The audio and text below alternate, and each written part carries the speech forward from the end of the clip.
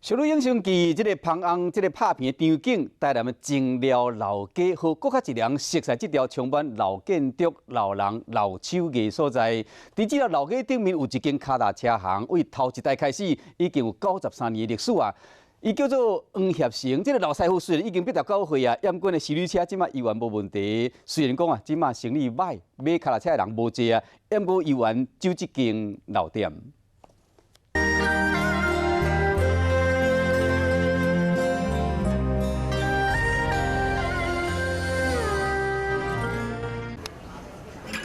检查恁啊，看有变形无？从歹气风吹啊换新的黄协成老师傅已经89岁啊，要灌风嘛毋是问题。伫台南情寮老街进行脚踏车行，日本时代就开业啊，营业到即马，除了外观看起来较古早味，老师傅的技师嘛还伫用。咁多一个物件呢？战后初期，脚踏车算是讨济米，地方的士绅也是较福雅家庭，拢真爱用新的脚踏车做嫁妆。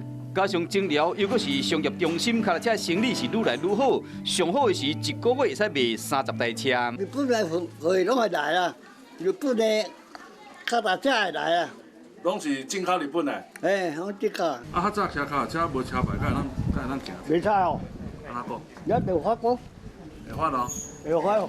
因为自从奥多麦出现了后，生意就差有够济。无生意啊。啥物生意啊？